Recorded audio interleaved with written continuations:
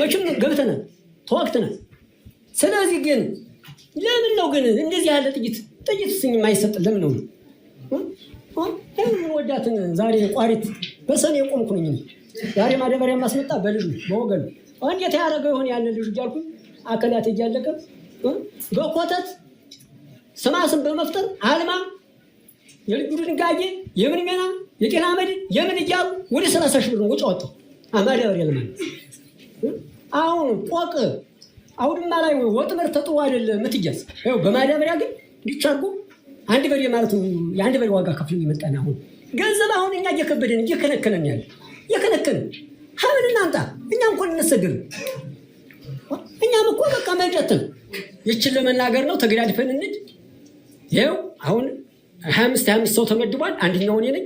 ጥቂት ስጡን በጎናል ጨርሻል። በቀበሌ ደረጃ አስመራጭ ኮሚቴ እንደዚህ ቀደም ተዋቅሮ አስመራጭ ኮሚቴ ከህዝብ ይመለመላል፣ ታዛቢ ይመለመላል። የምርጫ ኮረጆ ወይም የምርጫ ጣቢያ በቀበሌ ላይ ተቋቁሞ ህዝቡ ባመነበት መንገድ ነው ምርጫ የሚካሄድ እንጂ ወረዳ ላይ በግድ ሸጥ የሄደ ማዳበሪያ ሊያመጣ የሄደን እየሰበሰበ ምርጫ ምረጡ ይለናል። እንዴት የቆ ታስቦ ተብሎ የማይታወቅ ነገር ነው። 62 ሰው ከኛ ወይ 66 ሰው ገድሏል። 66 ሰው ገደለ። 24 ሰው ቁስለኛ አለ። ከ66ቱ ሰው አንዷ ሴት ነው የገደለ። አንዷን ሴት በጥይት ማለት ነው። እኔ ሞቶ ሳይሆን እሱ በድሮንና በመከላከያ ሰራዊቱ ያስገደለው ማለት ነው። በማንዳ እየላከ ያስገደለው። ቤታችን ተኝተን ሳናድር እንዴት አድርገን ምርጫ ምንመርጥ? መጀመሪያ ቤታችን ለምን አለ? ዛሬ ክምራችን በዳሪ አይደል ያለ? በሞርተር አይደል እያቃጠለ ያለ ክምራችን? እንዴት ያለ መንግስቱ ነው? መንግስት እንደው እንደዚህ ስለያፍርም እንዴ? እና አሁንም ቢሆን እኛ በምንም ታምር ምርጫ የሚባለውን ነገር ኃይለማርያም በለጠው እንደ ኃይለማርያም እስቲ ደግሞ ብሎ ለቀቅ አድርጎ በኢትዮጵያ በአማራ ያለውን ጫና አይቶ ተተኪ ሰው ወክሎ ቢሄድ ነበር የተሻለ የሚሆን እንጂ አሁን ምርጫ የሚባለው ነገር እኔ ቅጆት እንጂ ሌላ አይመስለኝም። አስመራጮች እዚያ ያሉት የወይበኝን ሰው ስም አሁን እኛ ገርመዋል። የወይበኝን ሰው ስም እየመዘገበ የወይበኝን በስሙ ጠቅሎ ቢሰጥ ላይሳካለት ይችላል። አይሳካም። ከዚህ ቀደም እኮ አልተመረጠም። በማጭበርበር ነው ያለፈው እኮ። በባለፈው ባሳለፍነው ምርጫም እኮ በማጭበርበር ነው አስመራጮች ያሳለፉት እንጂ 100% ድምፅ አግኝቶ አይደለም ያለፈ። ካሁን ቀደም በነበረው ምርጫ እንኳን አሁን ማለት ነው። እንዴት ነው ምርጫ አሁን የምንሰጡ? እና አሁንም ቢሆን እኛ የምንለው እኛ ይሄ ማዳበሪያ ግንቦት 24 ምናምን ይላሉ። ምርጫውን የዚህ ያለታ ማዳበሪያ ውሰዱ እያለ ዝም ብሎ ያስፈርም ከሆነ ማዳበሪያ ላመጣ እኔ ደራሲ አልሄድም። የዚህ ያለታ ቀልጦ ያ ከሆነ ማለት ነው። ከዚያ ውጭ ግን ምርጫ ማለት እንዴት ነው? ሰው ተኝቶ ቤት ሳያድር ትምህርት ቤት እየወደመ ህዝብ በየሄደበት እየተቀጠቀጠ እየተያዘ ተገዶ ነው የምንመርጠው? እንዴት ነፃ ዲሞክራሲያዊ መብት ተሰጥቶ እኮ ነው ህዝብ መምረጥ ያለብን። ማዕከል ላይ ምርጫ ጣቢያ ተዘርግቶ ሰው ተቀስቅሶ አምኖበት ተቃዋሚ ፓርቲ ወጥቶ ነው እንጂ መንግስት ሆኖ ነው አሁን መንግስት እየተባለ እንደዚህ የሚባል እንዴት? ስለዚህ አሁንም ቢሆን እኔ የሚታየኝ ነገር አቋማችን ነው እስከ መጨረሻው ድረስ። ቅድም እንዳላችሁት ወይኛ ወይ እሱ ይጠፋል እንጂ በፍጹም በምንም ታምር ምርጫ የሚባል ነገር ሊወራ ሊነሳም አይገባ። እስከ መጨረሻው ድረስ የሚያግዝ አካል ያግዘን። እስከ ዓለም አቀፍ ድረስ አቤቱታችንን የሞተውን ሰው ቁጥር እያስመዘገብነ የቆሰለውን ሰው ቁጥር እያስመዘገብነ እኛን ጨርሶ ያው በሀገሪቱ ላይ እሱ እንደፈለገው ፈረሱን ሊጋልብበት ይችል ይሆናል እንጂ ምርጫ የሚባል ነገር አይታሰብም ለማለት ፈልጌ ነው። በኩል እድለኞች ነን ነው የምንለው፣ በሌላ በኩል ደግሞ መከረኞች ነን እንላለን። ሁለት አማራጮች ነው ያሉ። በሁለት መንገድ ነው የምንገለጸው። መከረኞች ነን ስንል ትላንት በስንፈታችን ትላንት በመዘናጋታችን ሰርተው መከራ ውስጥ የከተቱን ጠላቶች አሉ። ስለዚህ ያን የትናንት ስንፈት ዕዳችንን እየከፈልን መከራ ላይ ነው ያለ ነው። በመከራ ዘመን እያለፍን ያለን ትውልዶች ስለሆነ ነው። እድለኞች ነን የምንለው ደግሞ ትላንት በመዘናጋታችን ወይም በሆደ ሰፊነት በምንለው በቻይነታችን ተንኮል ሲሰሩብን ሲሸርቡብን ዝም ብለን አልፈን የነቃን ራሳችንን እናደራጅተን ነገንም በይነን መነሳት የምንችልበት እድል እጃችን ላይ ያለን ስለሆነን ነው። የትናንት መከራ ዛሬ ላይ ያለንበትን ጣጣ አራግፈን ጥለን ነገን መበየን የምንችል እድለኞች ስለሆነን ነው። በዚህ ስርዓት ያልደረሰብን መከራ የለም። እኛ ዲሞክራሲ አጣን፣ የዲሞክራሲ ጥያቄ አንስተን አይደለም እየታገልን ያለን፣ የህልውና ጥያቄ ነው።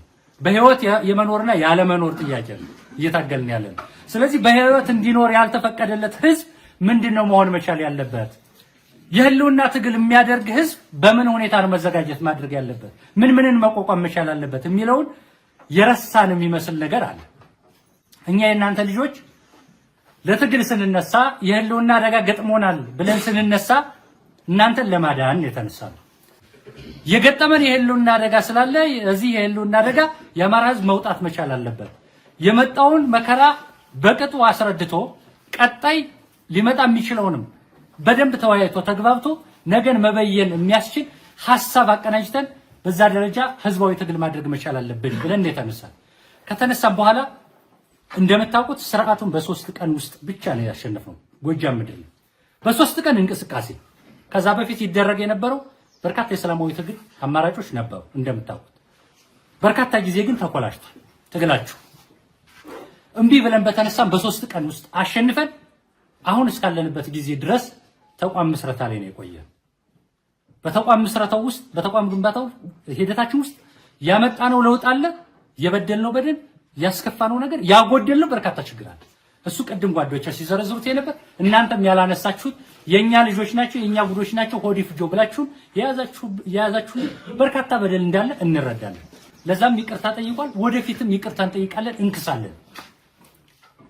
እናንተም ተስፋ እንደማቆርጡብን እናምናለን። መረዳት መቻል ያለባችሁ ግን ተቋም ገንብተናል። ተቋማዊ ግንባታችን አድጎ ጊዜያዊ መንግስት እስከመመስረት ደርሰናል። ባለቤት አላችሁ ማለት ነው። መንግስት አላችሁ። ስለዚህ አስተዳደር በደል ሲደርስባችሁ የወረዳ አስተዳደር አላችሁ። እስከ ቀበሌ ያለው መዋቅር አለ። በዛ ትጠይቃላችሁ። በየደረጃው እስካለው የጊዜያዊ መንግስት ትደርሳላችሁ። ችግራችሁ ይፈታል። ከዛ ጎን ለጎን አቤት የምትሉለት የምትደግፉት ትግል አላችሁ ማለት ነው። በዚህ መሃል የነበሩ ክፍተቶችን የኛ ችግሮች ናቸው ብላችሁ እንድትወስዷቸው እንፈልጋለን። ከዚህ ጎን ለጎን ከማህበረሰባችን በኩል ከህዝቡ በኩል ክፍተቶች አሉ ብዬ እኔ አምናለሁ። ምንድነው ክፍተቱ ያላችሁኝ? እንደው በርካታ ዓመት ቅድም ሲዘረዘር በነበረው መልኩ ሲሰራ ኖሮ ባጭር ጊዜ በርካታ ዓመት ሲገነባው የኖረን የጥላቻ ግንብ አፍርሰን በርካታ ዓመት በደል ሲፈጽምብን የነበረን ጠላት ወገብ ዘለው ሰብረን ካጋደመው ከጣልን በኋላ ባጭር ጊዜ በ2-3 ዓመት ጊዜ ውስጥ የድሎት የዲሞክራሲ የማም ጥያቄ የሚመስል አይነት ነገር ውስጥ ገብተን ይሄ የመዘናጋት ተስፋ የመቆረጥ የመሰላቸት አይነት ውስጥ ገብቷል ህዝባችን ይያምናል። ያ በመሆኑ የምናቃቸው ልጆች ያሳደጋችኋቸው ልጆቻችሁ ያሳደጋችኋቸው አብራችሁ የምትኖሯቸው ወንድሞቻችሁ አጎቶቻችሁ ባንዳ ሲሆኑ ዝም ብለን ባላይ እየተተናል የጠላት ተባባሪ ሆነዋል። ከነሱም አልፎ አንዳንዶቻችን እኛም የዛ ሰለባ የሆንበት አጋጣሚ አለ። ይህ ብቻ አልበቃ። ከዚህ አልፎ የኛን መዘናጋት አይቶ እንደውም ለምርጫ ወደ ሰላማዊ መንገድ አማራጭ በዚህ መንገድ እንሄድ ብላችሁ እድል እንድትሰጡት ሁሉ የመጣበት ሁኔታ አለ። ይህ ከየት መጥቶ ነው የሚለውን ማየት ያስፈልጋል፣ መምረር ያስፈልጋል። አሁን እንዲህ ስንቀመጥ ቀደም አርበኛ ሰለሞን ሲናገር እንደነበረው እሳት መሃል ሆነን መንቀላፋት ምልክቶች እየታዩ ነበር። የተቀመጥንበት ቤት እሳት እየበላው እኮ እሳት እየበላው ከስርም ሌላ ጉድጓድ እየተቆፈረ እኛ ግን ምንም እንዳልተፈጠረ የሆንን ምን ሆነን ነው እንድታስቡት ነው እንድትመልሱልኝ አይደል? ምን ሆነን ነው? ምኑ ደልቶን ነው? ለስንት ዓመት ታግለን ምን ያህል ጥረን ለውጥ አልመጣ ብሎ ወይም ደግሞ እነንተና ጫፍ ያደርሱናል ብለን ፍጹም ተስፋ የጣልንበት ምን ላይ ስለደረስን ነው የሚለውን ማየት መቻል አለባችሁ። ትግሉ ገና ነን እኮ ገና ጅምር። በዚህ ፍጥነት ግን ለውጦችን አምጥተናል። ያሳካችሁት ነገር አለ እናንተን ይዘን። ስለዚህ በደንብ መትጋት ያስፈልጋል ማለት ብንዘናጋ መልሰን እድል ብንሰጠው ትናንት ያደረሰብን በርካታ በደሎች አሉ። ከዛ የከፋ ከዛ የባሰ ብዙ በደል ሊያደርስብን እንደሚችል ማመን ያስፈልጋል። በደል እያደረሰብን እንድንኖር እንኳን እድል አይሰጠንም። በጅምላ ነው የሚጨርሰን። ባገኛችሁበት አጋጣሚ ጠላት በተንቀሳቀሰበት ፋኖ መጥቶት የሆነ አጋጣሚ ሲያገኝ 2-3 ንጹሃን ገድሎ ይሄዳል። 4-5 ገድሎ ይሄዳል። 10-15 ይገላል። በጅምላ ይጨፈጭፋል። ለምንድን ነው ያንን የሚሆነው? ፍጹም ስለሚጠላን እድሉ ቢያገኘው በዛ ደረጃ ነው የሚጠርገን፣ በዛ ደረጃ ነው የሚያጸዳችሁ። ስለዚህ መዘናጋት ፈጽሞ አያስፈልግም። የተሸነፈ ጠላት ነው ያለ፣ የተሸነፈ የሞተ ተገንዞ ያልተቀበረ ጠላት ነው ያለ። ይህ ጠላት ቅብር ነው የሚያስፈልገው። ስርዓተ ቅብሩን ማሳመር ነው የሚያስፈልገው። አማራ ደግሞ ስርዓተ ቅብር ይችላል ያንን ነው ለዛ ነው መዘጋጀት መቻል ያለብን። እኛ እየተዘናጋን በሄድን ቁጥር ተመልሶ ባያንሰራራ እንኳን ለሌላ ጠላቶች እድል ነው የምንሰጠው። ቅድም ሲነሳ እንደነበረው በጀመርንበት አኳኋን እንጨርሰዋለን ብለን ባቀድነው ልክ ትግሉ እንዲያልቅ መደገፍ መቻል ነው ያለብን። መትጋት ነው መቻል ያለብን። መራብ አይደለም።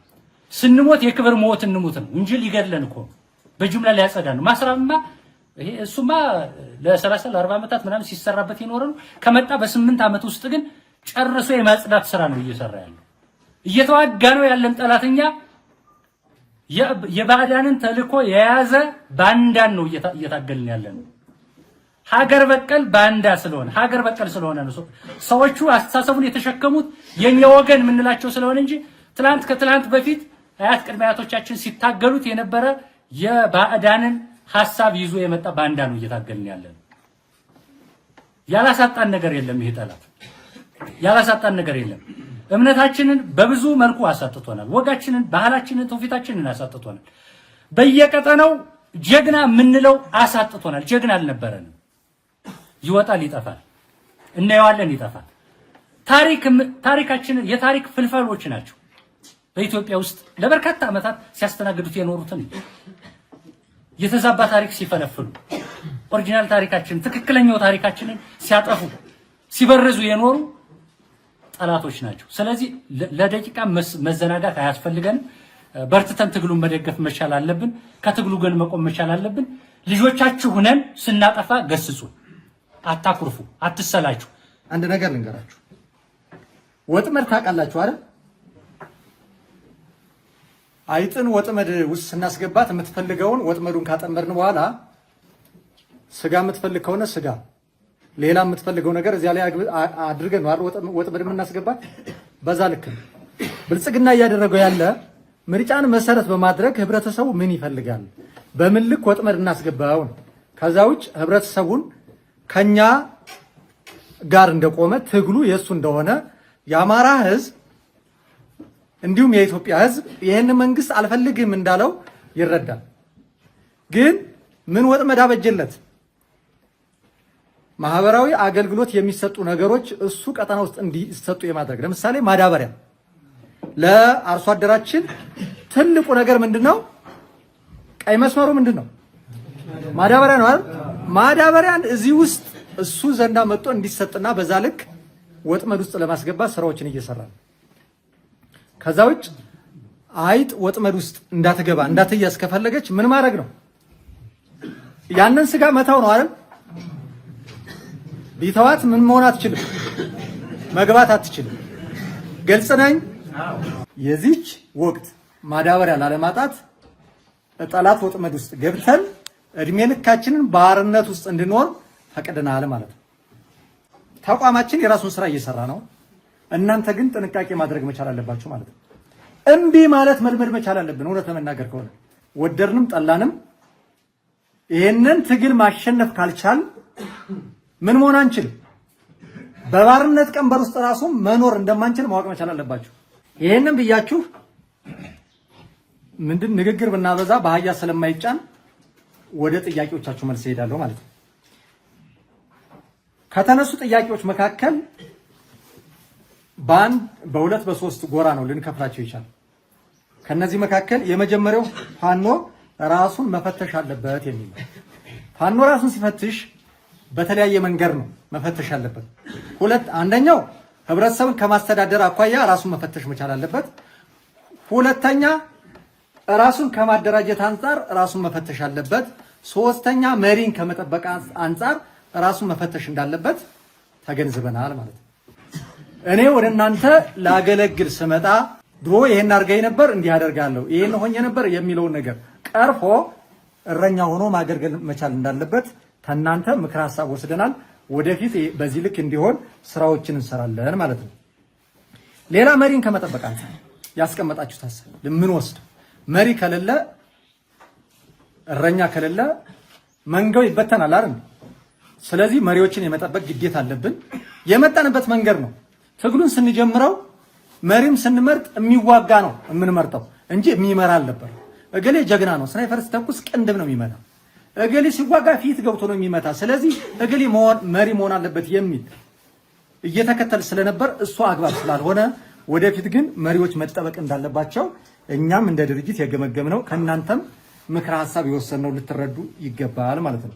የትግል የራሱ የሆነ ፌዝ አለ። ይህ ፌዝ ግን ወንጀለኞች የሚጠየቁበት፣ ሌቦች የሚታሰሩበት፣ ትክክለኞች ደግሞ የሚሾሙበት ፌዝ ስለሆነ አሁን እየሄድንበት ያለ መንገድ እሱ ስለሆነ ምክረ ሐሳባችን ወስደናል። ወደፊት የምንሄድበት ደግሞ በዛ ልክ መሆን አለበት ማለት ነው። ምርጫን በተመለከተ አንድ ነገር ልበላችሁ። እዚህ መካከል መቼም አስመራጭ ሆኖ ያልኖረ አይኖርም ብዬ አልገምትም። እውን እናንተ ለወያኔ ለብልጽግና ስታስመርጡ በትክክል ድምፁን እያሰጣችሁ ነበር ስላላችሁ ስለምታውቁ ገና መንገድ ላይ ይዛችሁ ወይ ንብን ምረጡ ወይ አምፖል የተዘቀዘቀ አምፖል ምረጡ እያላችሁ ስታስመርጡ አልነበራችሁ? ይህ ደም መፍሰስ የእናንተ እጅ እንደሆነ ማወቅ መቻል አለባችሁ። ሳይፈቅድ ፈቅዷል ብላችሁ ህብረተሰቡን እያስገባችሁ የብረት ቀንበር አሸከማችሁን የቆያችሁ እናንተ እንደሆናችሁ ማወቅ መቻል አለባችሁ ማለት ነው። አሁንም እንዲደረግ የተፈለገ ማዳበሪያ ልታመጣ ሄደህ የምርጫ ቀን አይደለም የሚጠበቀው አይደል?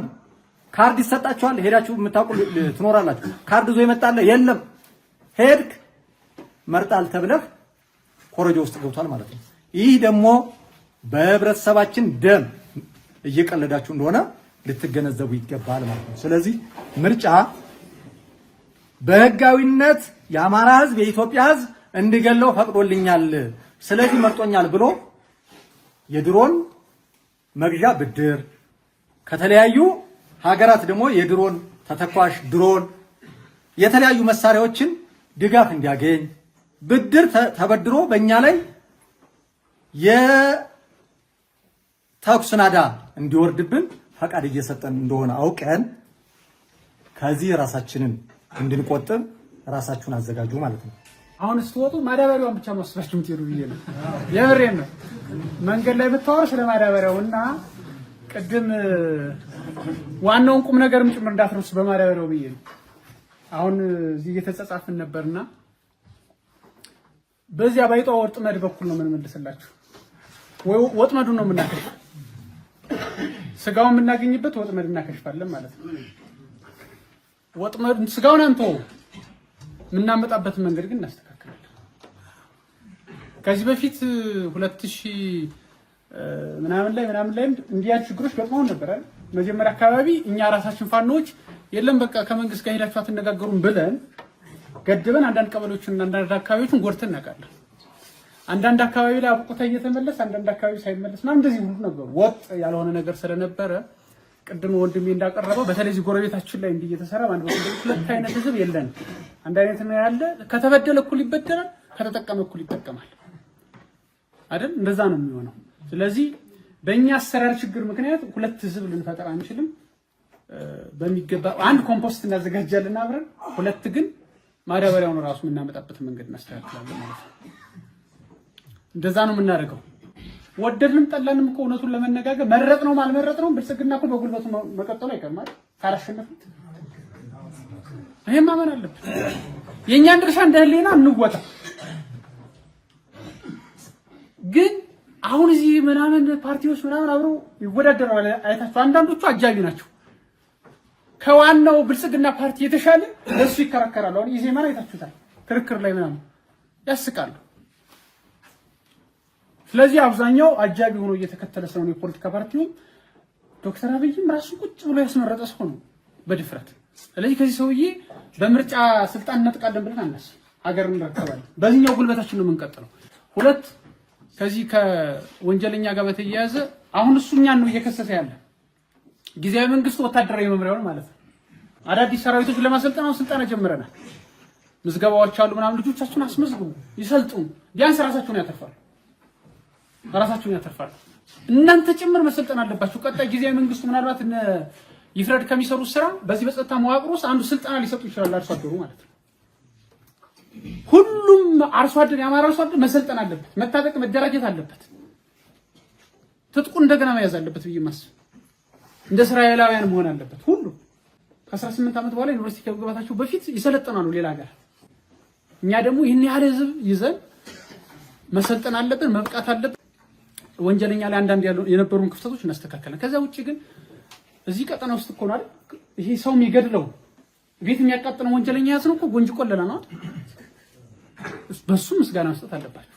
ባለፉት 3 ዓመታት ውስጥ በጎ ያደረጋቸው ነገሮች ሊኖሩ ይችላሉ። አንዱ በስም ስለምጠራዚ ማለት ነው። አንዱ ይሄን እኮ ያደረገው ያሁን የኮር መዋቅር ነው እና ክፍለ ጦር ነው አዲሱ እንዲያሉ ሰዎች እርምጃ ነው። በዛ መካከል ግን አዚያን የሚመስሉ ሰዎች ለመፈጠር ደግሞ ይሞክሩ ሰዎች አሉ። እያየናቸው ነው። አይ ከየትም አይመጡ። እኔ የምፈራው ከጠላት በበለጠ ፋኖን ነው የምፈራው። በነገራችን ላይ ወገን ላይ አሳዱ ነው የሚይዝ። ስለዚህ አንላቀቅ።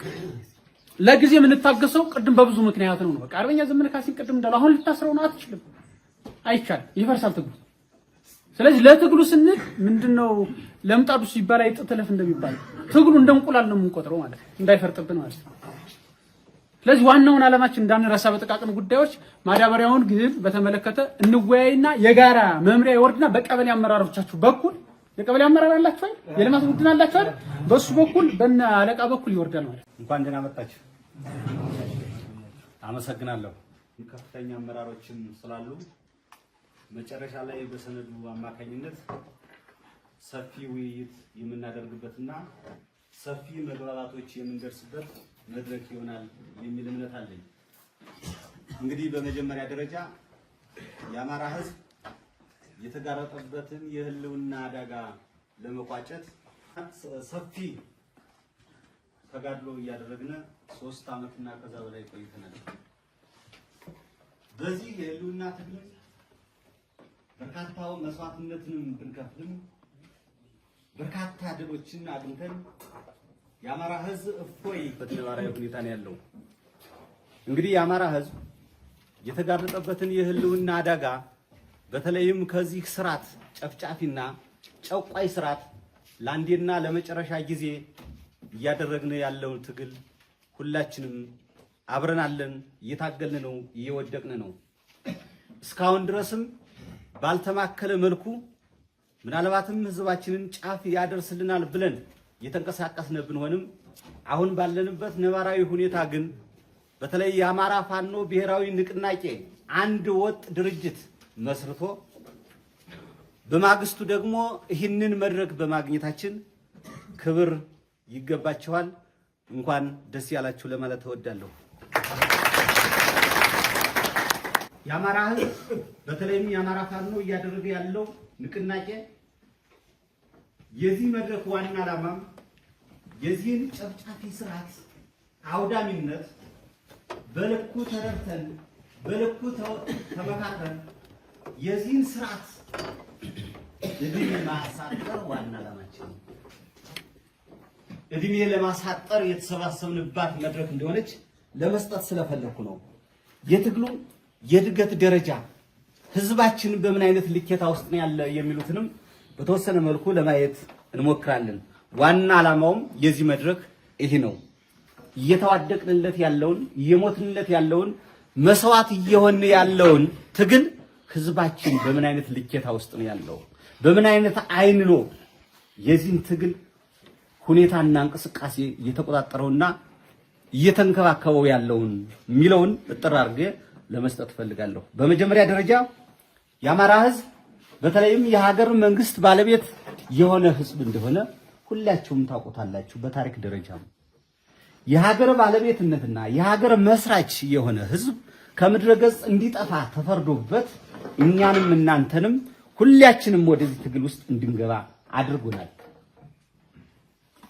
የመኖርና ያለመኖር የህልውና ትግል ነው ብለን እኛም ስንሰጥ የመኖር መብታችን በአጭር ጊዜ ውስጥ እንዲቋጭ፣ የመልማት ፍላጎታችን እንዲገታ፣ የዲሞክራሲ ፍላጎታችንና ጥማታችን እርካታ ውስጥ እንዳያገኝ ህዝባችን እያደረገ ያለ ስርዓት እንደሆነ ስለዚህ የመኖርና ያለመኖር የህልውና ትግል ነው ብለን እየታገልን መስዋዕት እየሆነ እስካሁን ድረስ ቆይተናል። ስለዚህ የአማራ ህዝብ የሀገር ባለቤትነቱ፣ የሀገር መስራችነቱ፣ የስልጣኔ ባለቤትነቱ፣ የታሪክ ባለቤትነቱ ተረስቶ ከምድረ ገጽ እንዲጠፋ ተፈርዶታል። በዘሩ፣ በቋንቋው፣ በሃይማኖቱ በተለይ ማንነቱን መሰረት አድርጎ ይሄ ጨፍጫፊና አውዳሚ ስርዓት ለበርካታ ጊዜ ውስጥ ለውስጥ እንደ ምስጥ እየበላን ቢሆንም አሁን ግን በይፋ የአማራን ሕዝብ ለማጥፋት የኢትዮጵያ መከላከያ ብሎ የሚጠራውና የአንድ ፓርቲው ግንናን መሰረት አድርጎ የተንቀሳቀሰ ያለ ኃይል ቀያችን ላይ መንደራችን ላይ ከናንተ አካባቢም ላይ ተቀምጦ እኔንና እናንተን ከምድረ ገጽ ለማጥፋት የመጣ ኃይል እንደሆነ ሁላችንም ልናየው ይገባል የሚል እምነት አለኝ። ስለዚህ የአማራ ሕዝብ የሀገር ባለቤትነቱ፣ የሀገር ባለጅታለቱ፣ የሀገር ባለውለታው ተረስቶ እንዲጠፋ ከተፈረደበት እኛ ምን መሆን አለብን? የኛ ማንዴት ምን መሆን አለበት? እውነት አማራ ነው ወይ?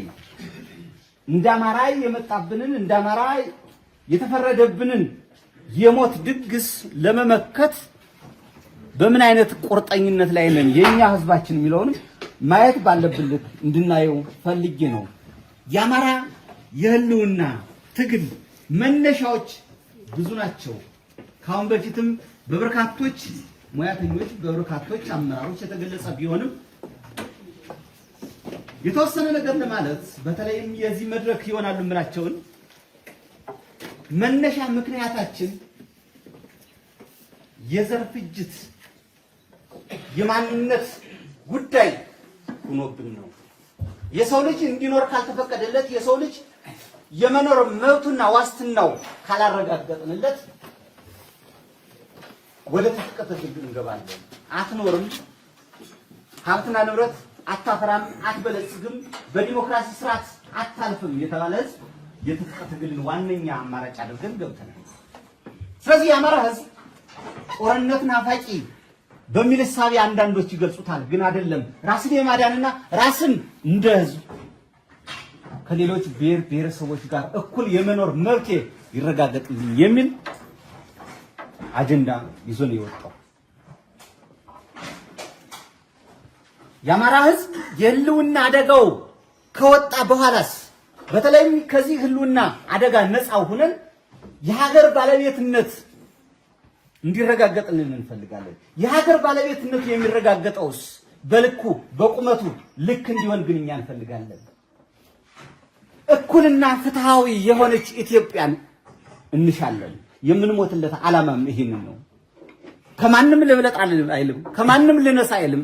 በመሰረቷትና በቆረቆሯት ሀገር ልኬታ ውስጥ ግን ማለፍ አለብኝ ብሎ የወጣ ህዝብ እንደሆነ እንድትይዙልኝ ስለፈለኩ ነው። ስለዚህ ኢላማ የተደረገው በተለይ እነዚህንና ሌሎች በርካታ የሆኑ ችግሮች አሉ። በተለይ የአማራ አርሶ አደር ሀብትና ንብረት አፍርቶ እንዳይበለጽግ የተደረገበት የአማራ አርሶ አደር የአማራ ህዝብ ህይወቱን እንዲመራ ለማስቻል የተፈለገበት ዓላማ እውን እንዳይሆን በትምህርቱ እንዲበለጽግ፣ በኢኮኖሚው እንዲያድግ፣ በባህሉ እንዲተዳደር፣ በባህሉም እንዲያድግ ያልተፈቀደለት ህዝብ ስለሆነ ነው። የአማራ ገበሬ ልጆቹን ትምህርት ቤት አስገብቶ እነዚያ ልጆች የሀገር ተረካቢ እንዲሆኑ ያልተፈቀደለት ህዝብ ነው። የአማራ ህዝብ በተለያየ ቦታ እንደ ልቡ ተንቀሳቅሶ ህይወቱንና ጤናውን እንዲመራ ያልተፈቀደለት ህዝብ ነው።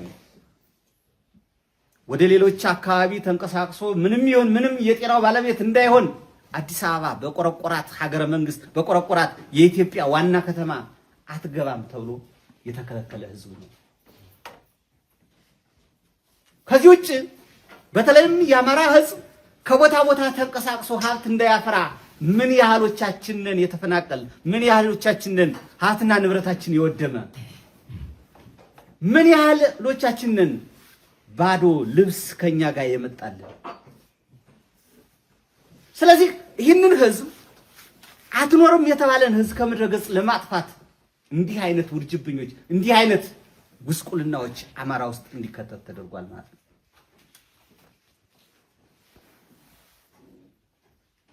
ምናልባትም የአማራ ህዝብ ካሁን በፊት በነገስታት ደረጃ ካሁን በፊት ባጼዎቹ የኛ አያቶቻችን ኢትዮጵያን ከሁሉም አቀፍ በተለይም ደግሞ ሀገር ዳር ድንበሯ ተከብሮ ኢትዮጵያ ገናናዋ ኢትዮጵያ እንድትመሰረት ያደረገ ህዝብ እንጂ ኢትዮጵያን በኩልነትና ልዩነት ባለው መልኩ እንዲመራ ነበረ ወይ እየተፈረደብን ነበረ ወይ?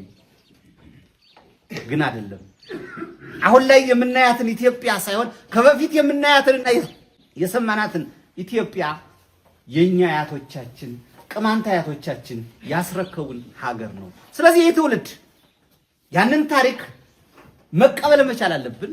ያንን ታሪክ ተቀብለንም መጠበቅ ባለብን ልክ እንጠብቀዋለን። እኛ ካለፍንስ ማቀበል በሚገባ ልክ ታሪካችንን ማቀበል አለብን። ይህንን ታሪክ እውነተኛና ትክክለኛ ያልተበላሸ ታሪክ ግን ለህዝባችን ለቀሪው ትውልድ መስጠት ባለብን ልክ እንድንሰጠው አደራ ለማለት እፈልጋለሁ። የህልውና አደጋው ዘላቂነት ለመቀልበስ የኛ ኃላፊነት ምንድነው? የህልውና አደጋውን በዘላቂነት ለመቀልበስ ብቻ አይደለም ቀልብሰንም ሀገረ መንግስት ተረካቢዎች መሆን አለብን። ስንሆንስ የተጣለብን አደራ አለ፣ ሰፊ አደራ አለ። አንድነት መጎልበት አለበት። ውስጣዊ አንድነታችን አሁንም እየተቦረቦረ ከሄደ ይህንን የህልውና ትግል አንድ ልናደርገው አንችልም። ስለዚህ የአማራ ህዝብ የተደገሰለትን ድግስ በተናጥል ሳይሆን አንድ ሆኖ ዳር ማድረስ ባለበት ልክ እንዲያደርስ እኛ እንፈልጋለን ነው።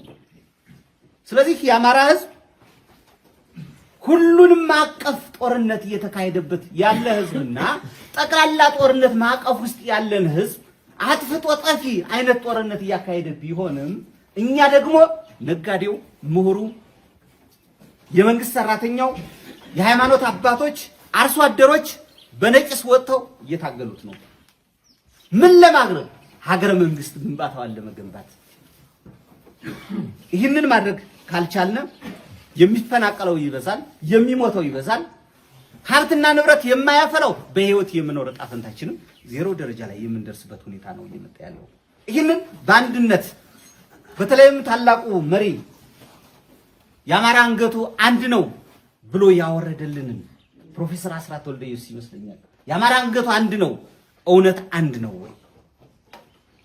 ከኛ ከመካከላችንም በተለይም መውሰድ ባለብን ልክ እንድንወስደው እኛ የምንፈልግ ይህ መድረክም የሚፈልገው አማራ አንድ ሆኖ አንገቱ አንድ ነው እስከባለ ድረስ አንድ ሆነን ይህንን አሸባሪና አውዳሚ ጨፍጫፊ ጡት ቆራጭ ስርዓት ለአንድና ለመጨረሻ ጊዜ ግን ማስወገድ አለብን ብለን። ስለዚህ ሁሉን አቀፍ ከሆነ ማንንም ነጥለው ገዳይ አይደለም፣ ሁላችንም በየተራ ሊያጠፋን የመጣ ነው። ሁሉን አቀፍ ጦርነት ነው እያካሄደብን ያለ። መንግስት አንዳንዴ ይህንን ጦርነት በተለይም ደግሞ ቀለል አድርጎ ለዓለም ሚዲያ ለመስጠትና ለተለያዩ ነገሮች ኪሳራ ውስጥ እንዳይገባ ለማድረግ ግጭት ብሎ ይጠራዋል። ይህንን ጦርነት ግዙፍ የሆነ ጦርነት፣ ከዚህ በላይ ጦርነት ምን አለ? ግጭት ይለዋል። በአማራ ኃይሎች መካከልና በኢትዮጵያ ሰራዊት በተለይም ከዚህ ከጨፍጫፊው ስርዓት ጋር ተያይዞ ከመከላከያ ሰራዊቱ ጋር ግጭት አለ ይለዋል። ምንድነው? የአማራን ስነ ልቦና የአሸናፊነት ስነ ልቦናው እየተጎዳ በሄደ ቁጥር ነገሮችን ቀለል እያደረጉ የሚሄድበት ሁኔታ ነው ያለ እንጂ ግዙፍ የሆነ ጦርነት የአማራ ህዝብ እያደረገን ያለ። ይህንን ግዙፍ የሆነ ጦርነት ማን ነው እየመራው ያለ? የአማራ ህዝብ ባለቤት ሆኖ የአማራ ህዝብ ባለቤት ሆኖ እየመራው ያለበት ሁኔታ እንደሆነ እንድትይዙልኝ ስለፈለኩ ነው። ስለዚህ የአማራ ፋኖ ሁለገብ ተጋድሎ አቋሙ ምንድነው ካላችሁኝ፣ የአማራ ህዝብ አቋም ነው። የአማራ ፋኖ አቋሙ የአማራ ህዝብ አቋም ነው። የተለየ ሚስጥርም የለንም፣ የተለየ ማንዴትም የለንም እዚህ አካባቢ። ስለዚህ ዋና ዓላማችን የአማራ ህዝብ ሁለገብ ተጋድሎ ከተባለ የአማራ ፋኖ አቋሙ የአማራ ህዝብ አቋም ነው። ስለዚህ ባለቤቱ ማን ነው? ህዝባችን ነው። ስንሞት የሚቀብረን፣ ሲርበን የሚያበላን፣ ሲጠማን የሚያጠጣን ማን ነው? ስንቁም ትጥቁም ማን ነው? የአማራ ህዝብ ነው። የአማራ ህዝብ እያደረገ ያለው ተጋድሎ ነው። ስለዚህ ባለቤቱ ማን ነው? የአማራ ህዝብ ነው። ይህንን በልኩ መረጋጋት ባለብን ልክ እንይዘዋለን ማለት ነው። ከዚያ ውጭ ቅድም ባልኋት መሰረት በተለይም አማራው ማን ነው? ከኢትዮጵያ ውስጥ አንዱና ግዙፉ ለኢትዮጵያ ባለቤት የሆነው ማን ነው? አማራው ነው። ይሄ ግዙፉ ህዝብ ግን እንዲጠፋ ተፈርዶበታል። የሀገረ መንግስት ባለቤት የሀገረ መንግስት ሁለንተናዊ ማዕቀፍ ውስጥ አልፎ የመጣ በተለይም ደግሞ ከፍተኛ አበርክቶ ያለው ህዝብ አማራው ነው ብለን ቅድም በተነጋገረው መሰረት እንዲህ እፈልጋለሁ። ስለዚህ የአማራ ህዝብ እያደረገ ያለውን ተጋድሎ እያደረገ ያለውን መስዋዕትነት ከግብ ለማድረስ ከግብ ካደረሰ በኋላ በርካታ የሆኑ ጥያቄዎች አሉ። እነዚያን ጥያቄዎች ዳር ማድረስ የሁላችንም ኃላፊነት ሊሆን ይገባል የሚል እምነት አለ። የሀገረ መንግስት ባለቤት ነው ብለናል። የዛ ሀገረ መንግስት ባለቤት እንዲሆን ደግሞ በህግ ማዕቀፍ ውስጥ በህግ ማዕቀፍ ውስጥ ያለፈ ባለቤት የሆነ ሀገረ መንግስት ሲመሰረትም የህግ ድንጋጌ በተለይ ህገ መንግስቱ ውስጥ የሚያልፉና ለአማራ ህዝብ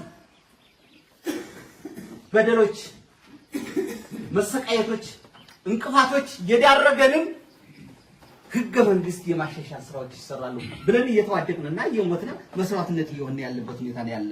ከዚያ ውጭ ሰፊው የአማራ ህዝብ በተለያየ ቦታ የሚኖር በተለይም አማራን የሚወክል የፖለቲካ ውክልና ሊኖረው ይገባል የሚል ጽኑ አቋም ያለን ህዝቦች ነን። ጽኑ አቋም ያለን ታጋዮች ነን። ስለዚህ አማራ በልኩ የሚወክለውን አካል ያመነበትና የአማራ የቁርጥ ቀን የሆነ አካል የአማራ ህዝብ ያስፈልገዋል ማለት ነው። አማራ እውነት በልኩ እና በሚፈልገው ግለሰብ አብሮ ተወክሎ ነው ወይ ይህን ያህል ውርጅብኝ ይህን ያህል ሰቆቃና እንግልት እየተደረገበት ያለ ብለችሁ ብትጠይቁኝ እውነት ትክክለኛ የአማራ የቁርጥ ቀን ልጆች ናቸው ወይ የተወከሉ? የአማራን ህዝብ በደል የሚጨምሩ እንጂ የሚቀንሱ የፖለቲካ ውክልና ያላቸው ምሁሮችና አካላት አማራን ወክለው እያስተዳደሩና እየመሩ የአማራ ህዝብ የሚፈልገውን ኢኮኖሚ የሚፈልገውን ባህል ዲሞክራሲ እያመጡልን ነው ወይ ብለን ስንወስደው በትክክልም አማራ በባንዳዎች ተወክሎ ሰፊውን ጊዜ መስዋዕት እየሆነበት ያለው ሁኔታ ነው ያለው። ስለዚህ ትክክለኛና የሁሉንም አቀፍ የሆነ አካታች የሆነ ሐሳብ ይዞ የአማራን ህዝብ ጥያቄዎች የሚፈታልን የፖለቲካ ውክልና ያስፈልገዋል ማለት ነው። ከዛ ውጭ የአማራ ህዝብ ሰብአዊ መብቱ እንዲከበርኛ እንፈልገዋለን። የአማራ ህዝብ ሰብአዊ መብቱ በህይወት የመኖር ሰው ሆኖ እንዲኖር የኛ ትግል ይፈልገዋል። ሰው ሆኖ እንዲኖር ምን ያስፈልገዋል? ከፖለቲካው አኳያ፣ ከኢኮኖሚው አኳያ፣ ከወታደራዊ አኳያ በርካታ ማቀፎች አሉ። ከባህሉ አኳያ፣ ከቋንቋው አኳያ ሰው ሆኖ እንዲኖር ሰውነቱ ማን ነው? ሰው ነው። ስለዚህ ሰው ያስፈልገናል።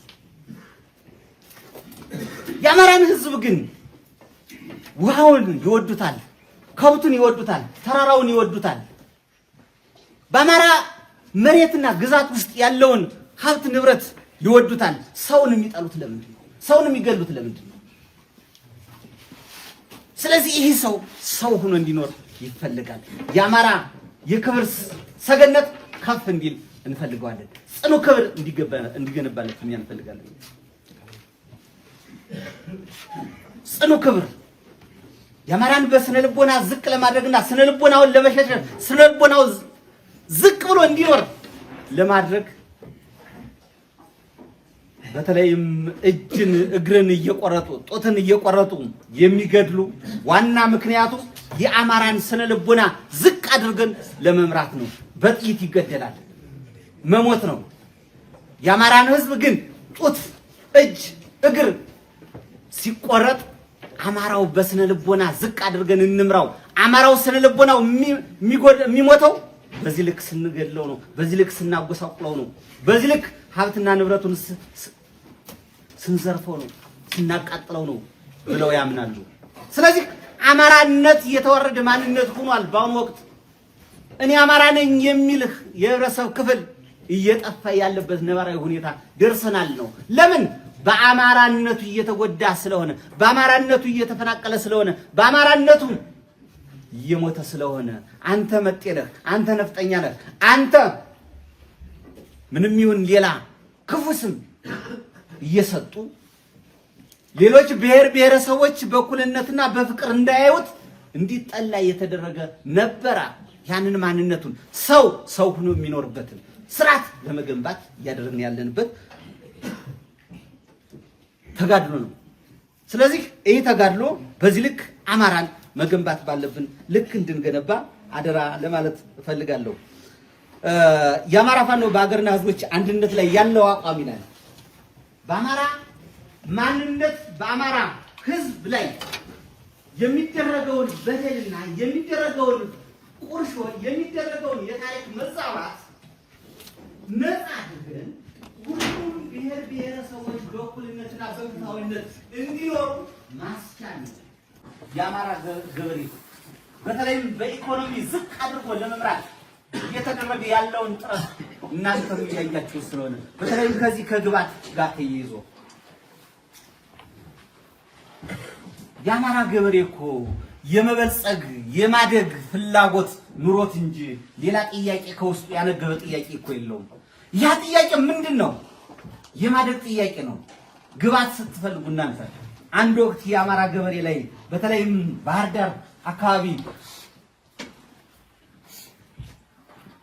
የአማራ ክልል መናገሻ በሆነችው ከተማ ላይ ሄዳችሁ የማዳበሪያና የግባት ጥያቄ ስትጠይቁ በተለይ ጅራፍ ያጫችሁ ይሄ ገዢው ፓርቲ ጥያቄያችሁን ከመቀበል ይልቅ የጅራፍ ፖለቲካ ብለው ያነሱ ነበር።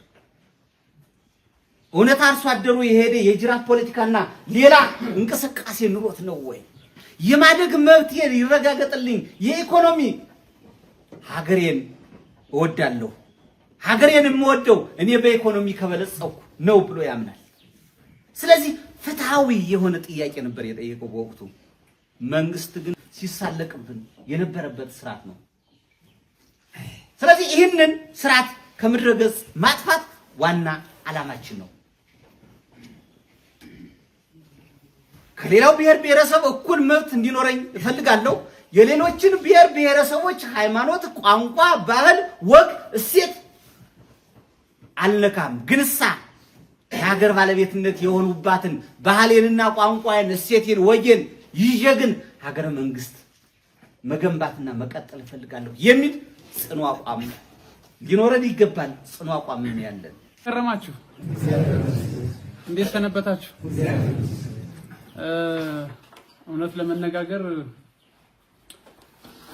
ባለፉት 3 ዓመታት በየቤታችሁ እየመጣን ስንቅም ሆናችሁን መረጃም ሆናችሁን ጫካም ሆናችሁን በየበሩ ስናያችሁ ምንሳሳላችሁ፣ በአንድ በኩል ደግሞ ስናስከፋችሁ ቆያችሁ።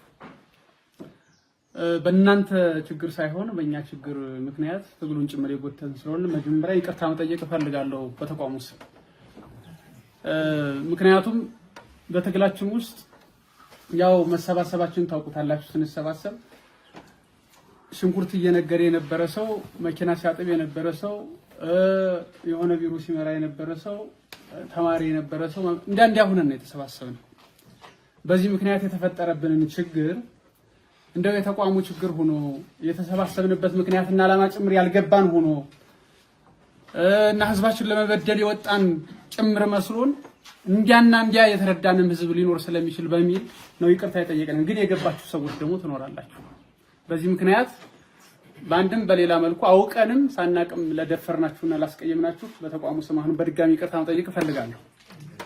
ከዚህ በፊት ብዙ ተማምረናል፣ ብዙ ተነጋግረናል እና መነሻ ሐሳብ የሆነንም ለዚህ ትግል መነሻ ሐሳብ የሆነንም ጭምር ምክንያት ታውቁታላችሁ። ስለዚህ ያለ እናስረዳችሁ አንችልም። ደሞችን ቤታችን ላይ መጥቶ ቢኤም እየተተኮሰብን ሞርታር እየወደቀብን ድሮን እየወደቀብን ለናንተ የአማራ ህዝብ እኮ እንዲህ ተደርጎ ነው እንዲህ ተበድላችሁ እኮ ነው የጀመረን ብለን አልነግራችሁ ስለምታውቁት ማለት ነው። በተለይ በርቀት እንሰማው የነበረው በርቀት በጣም በሩቅ እንሰማ የነበረው አንዳንዱ ህልም የሚመስል የሚያቃዥ የሚመስል እኛ ጋር ብንመጣ ወዮ ብለን ስንደቃ የነበረው ጉዳይ በራችን ላይ ስላለ እንደው እንዲሁነን እኮ ነው እናቶቻችን እንዲሁ ነው ተሳደው እኮ ነው እንደው መኖሪያ ያጠን እኮ ነው የትኛው ማቅጣጫ ላይ ልንኖር አልችል ብለን እኮ ነው ምናምን ልንላችሁ አንችል። ስለዚህ ምክንያቱም ታውቃላችሁ። ምክንያቱም ታወቅን ደግሞ ባለፉት 3 ዓመታት አብረን በጋራ ስንታገል ነበር። ከዚህ ውስጥ እዚህ የተቀመጡ አመራር ብቻ አይደለም ባለቤት፣ እናንተም ባለቤት ናችሁ፣ ሁላችንም ባለቤቶች። የተለየ ኃላፊነት ያለው የለም። ከአባቴ እኔ የተለየ ኃላፊነት የለም። የተለየ አማራነትም የለም። የተለየ ኢትዮጵያዊነትም የለም። ያው እንደምታውቁት አማራነትና ኢትዮጵያዊነት የሚናበቡ ናቸው። ገጸ ነባባቸው ጭምር የሚናበቡ ናቸው። አማራ ሲድን ኢትዮጵያ ድና ብለን የምናስብ ሰዎች ነን። አባቶቻችን እንዲያ ነው ሀገር ይሰሩ፣ እንዲያ ነው ሀገር ያቆዩ። ጫፍ ደቡብ ጫፍ ያለው ትግራይ ጫፍ ያለው እዛ በምስራቁ ያለው ሶማሌው እዚህም ደግሞ ያለው ምዕራብ አፋር ድረስ ተባብሮ ነው ሀገር ያቆዩ። በዚህ ውስጥ የአማራ ሕዝብ አስተዋጽኦ ደግሞ ከፍ ያለ ሊሆን ይችላል። በየደረጃው ከአንድ ቤተሰብ ውስጥ አንደኛው ልጅ የተሻለ አስተዋጽኦ ሊኖረው ይችላል፣ ወይ ባለቤቱ የተሻለ አስተዋጽኦ ሊኖር ይችላል፣ ወይ ሚስተዋ የተሻለ አስተዋጽኦ ሊኖራት ይችላል። ስለዚህ ሀገር ቤት በመስራት መርሃ ግብር ውስጥ የአማራ ሕዝብ አስተዋጽኦ ደግሞ ቀላል ነው የሚባል አይደለም። ስለዚህ ወቅታዊ መርሃ ግብራችን የዛሬ በተለይ ጠላት አሁን ባለው ነባራዊ ሁኔታ ከምርጫ ጋር በተገናኘ እያደረጋቸው ያሉ እንቅስቃሴዎች አሉ። እሱ ነው ዋናው የዛሬው ጭብጣችን። ምርጫ ምንድነው? ከምርጫ ምን ይገኛል? ፖለቲካ ምንድነው? ኢኮኖሚ ምንድነው? ማህበራዊ ጉዳይ ምንድነው? ሀገር ምንድነው? መንግስት ምንድነው የሚለውን ነው ለይተን የምናውቀው። እዚህ ላይ ነው ቁም ነገሯ። ምርጫ ለምን ይደረጋል? ከምርጫ ምን ይገኛል? ምርጫስ የሚደረግበት ዋናው ዓላማ ምንድነው የሚለው ማወቅ። በተለይ ከኢህአዴግ በኋላ ብዙ ምርጫዎችን አይታችኋል። ምናልባትም ከዚህ መካከል የምርጫ አስፈጻሚ ሆናችሁ ወይም በየቀበሌው ተመራጭ ሆናችሁ ሰዎች ልትኖሩ ትችላላችሁ፣ ወይም ልንኖር እንችላለን ከዚህ ከመድረክም አካባቢ ማለት ነው።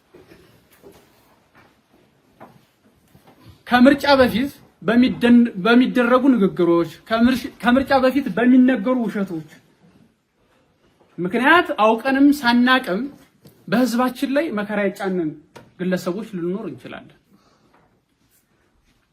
ከዛ በኋላ ደግሞ ብልጽግናን ደግሞ እንዴት አድርገን እንዳመጣ ነው ሆ ብለን ጨፍረን ደስ ብሎን ያመጣ ነው ያነገስ ነው።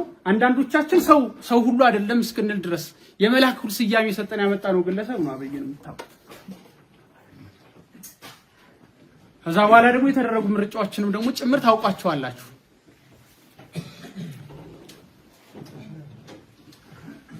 ስለዚህ ምርጫ ጥቅሙ ምንድነው?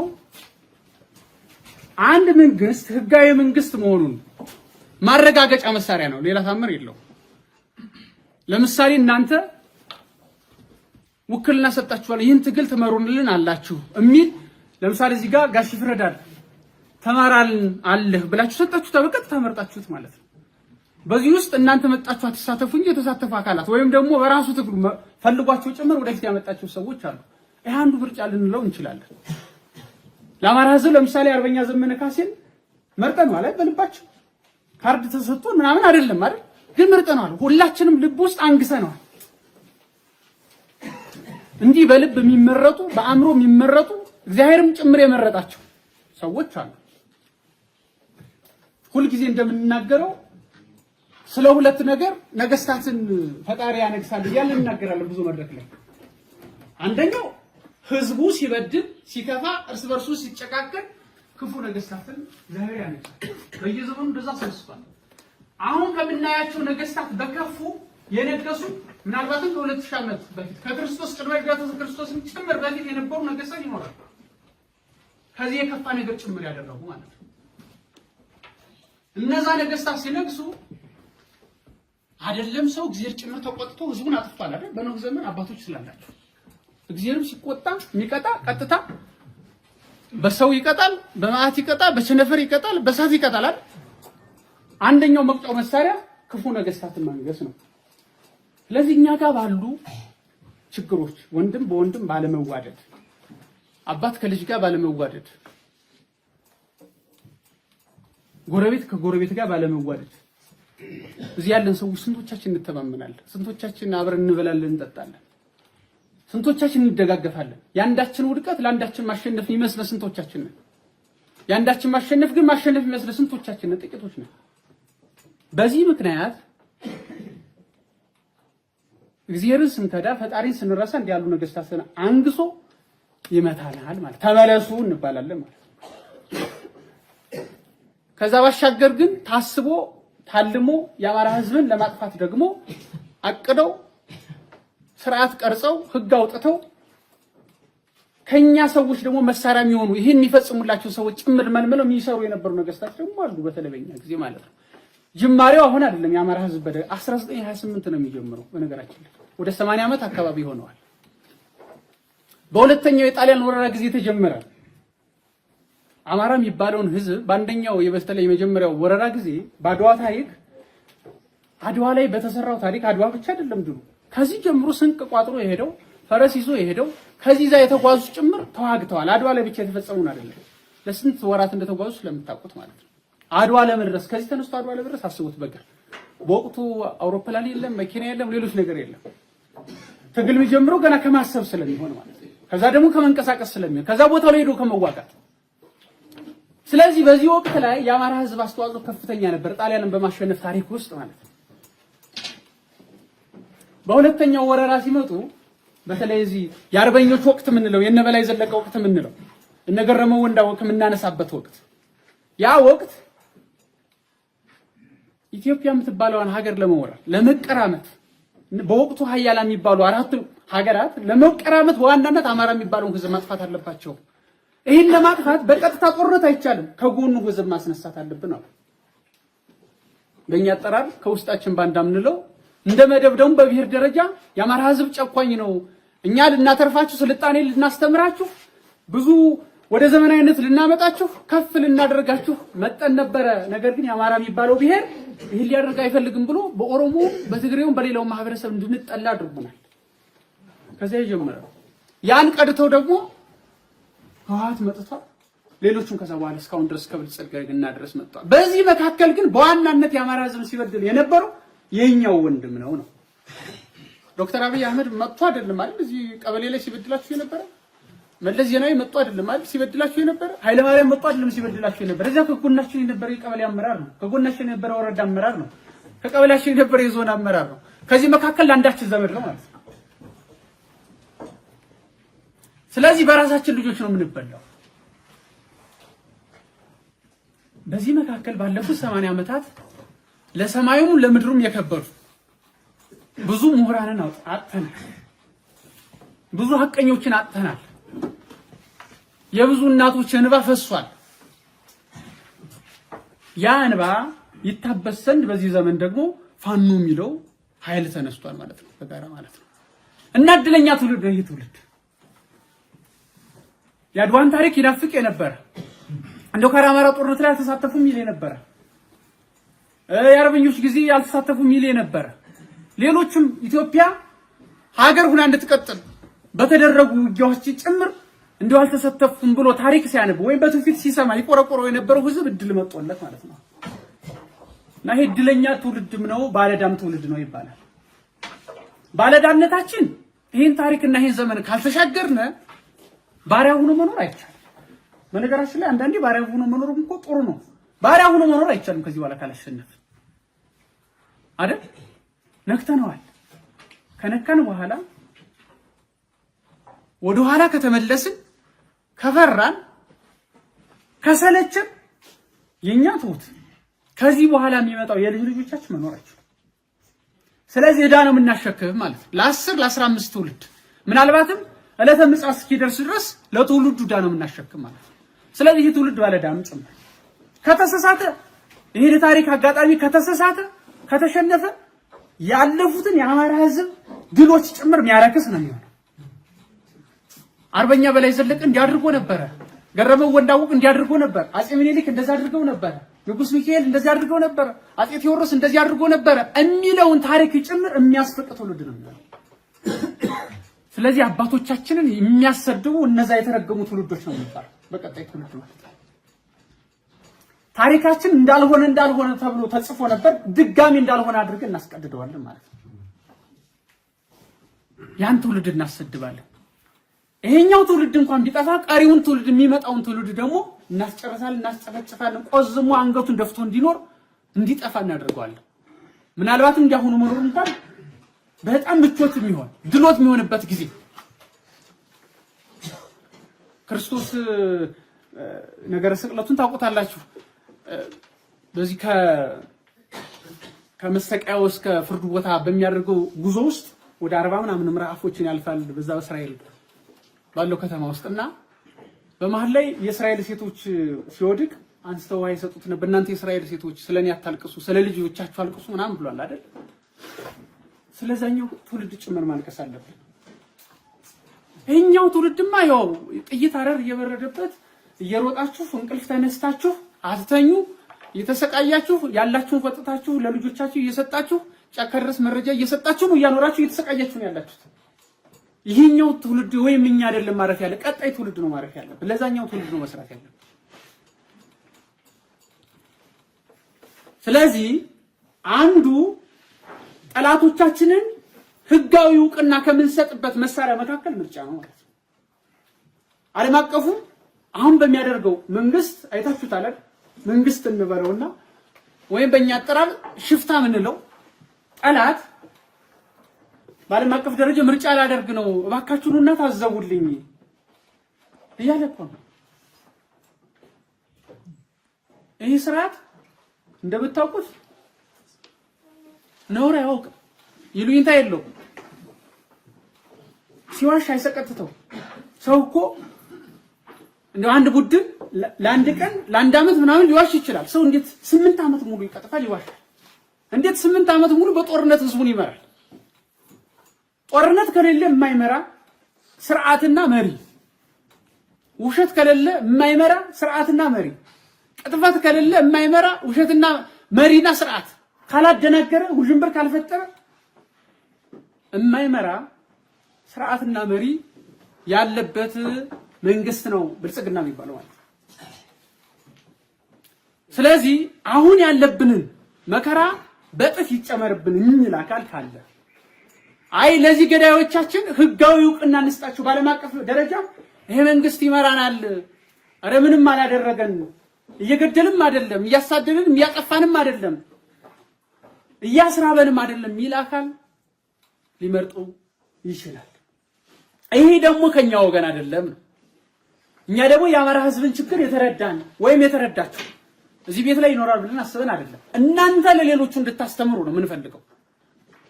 ከተማ ውስጥ ያለ ከጠላት ጋር ተጠርንፎ ያለ የፖለቲካ አመራር ይኖራል። ወንድማችሁ ያክስታችሁ ልጅ ሊሆን ይችላል፣ ዘመድ ሊኖር ይችላል፣ ወይም የምትቀርቡት ለሱ እንድታስረዱ ነው የምንፈልገው። በቃችሁ፣ እስከዛሬ የበደላችሁን በደል ይበቃችኋል፣ ኑ ተመለሱ መባል አለባችሁ።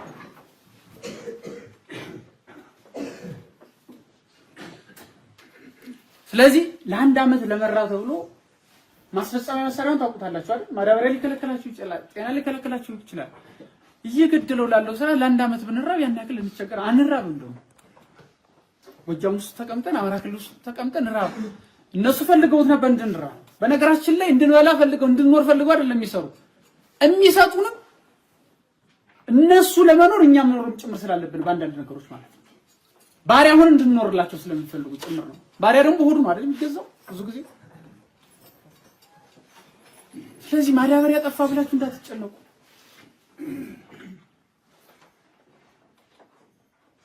እንዴው ጤና ተከላው ተከልክለናል እኮ በስንት መንገድ እንደምናመጣው እንዴት ሆናችሁ እንደምትታከው እንዴት ሆናችሁ ፈጣሪም በአጋጣሚ ሆኖ ለክፉ በሽታም አሁን እየሰጡ አይደለም። ጦርነቱ እኔ አጋጥማ ያውቅ ብዙ ቀለል ያለ በሽታ ነው የሚሰጥ። እኔ ከፋኖ ካሉ አመራር ውስጥ በበሽታ ሞተ የሚባል ወይም አባል ውስጥ በበሽታ ሞተ የሚባል አልሰማም ብዙ። ይሄ የሆነ ታምር ስላለው የእግዚአብሔርን እጅ ስላለበት ጭምር ነው ጎበዝ። እንደው ለፖለቲካዊ ንግግር ሌላው አይጠቅምም እንጂ ተብሎ ነው የእግዚአብሔር እጅ ያለበት ስራ ነው፣ ዝም ብሎ አይደለም። ስለዚህ የምርጫ ዋናው አስፈላጊነት መንግስት የሚፈልገው ህጋዊ እውቅና ለማግኘት ብቻ ነው። በድጋሜ ለመግደል የሚፈልገው ቅድም ነግሬያቸዋለሁ። ሀገር ምንድነው? ምርጫ ምንድነው? መንግስት ምንድነው? ሀገር የሚለው ሰው መሬቱ ይሄ የምታዩት ፏፏቴው፣ አትክልቱ፣ ተራራው ምናምን ተደማምሮ ነው። ብቻውን ሰው ሲለየው ሀገር አይሆንም። ተራራ ብቻ ሀገር ልትሆን አትችልም። እኛ ደግሞ አማራ የሌለበት ኢትዮጵያ አንፈልግም አይደል? ትፈልጋላችሁ? እንኳን አማራ የሌለበት የትኛውም አሁን ያለው የኢትዮጵያ ህዝብ የሌለበት ሀገር ጭምር አንፈልግም። ኦሮሞ የሌለበት ኢትዮጵያም አንፈልግም። ትግራይ የሌለበት፣ ደቡብ የሌለበት፣ አፋሩ የሌለበት፣ ሶማሌ የሌለበት ብቻ የኢትዮጵያ ብሔር ብሔረሰቦች የሌለበት ኢትዮጵያም አንፈልግም። እኛ የምንፈልገው ሰርተን የምንበላበት ሀገር እንደ ሌሎች ህዝቦች ሁለተኛ ደረጃ ሳንቀመጥ እንደ የትኛው ማህበረሰብ ሰው ተብለን የምንቆጠርበት ስርዓት ነው የምንፈልገው እንጂ ከዚህ መካከል የኦሮሞ ህዝብን ለማጥፋት የተነሳ የለም። እነሱ ናቸው የኦሮሞ ስርዓት ነን እኛ በኦሮሞ ስም የነገስን እንደሚሉ እነሱ ናቸው እንጂ የኦሮሞ ህዝብን ለማጥፋት ኢቨን በጦርነት መካከል የምናገኛቸው የኦሮሞ ተወላጆችና የደቡብ ተወላጆች ሌሎችም ተወላጆች እንልካለን አይ ቤታቸው ድረስ ከፍለን ገንዘብ ሰጠን አይዟችሁ ብለን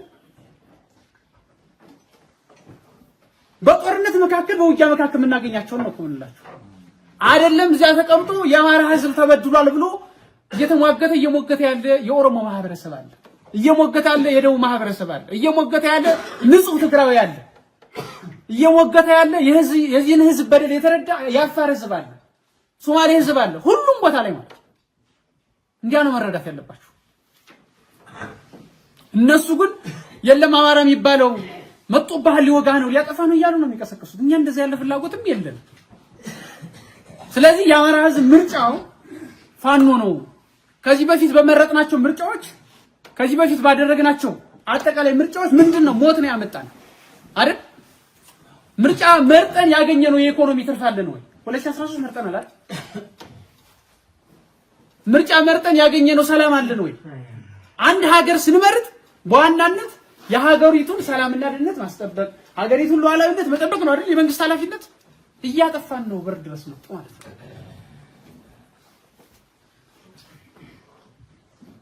ስለዚህ በአንድም በሌላ መልኩ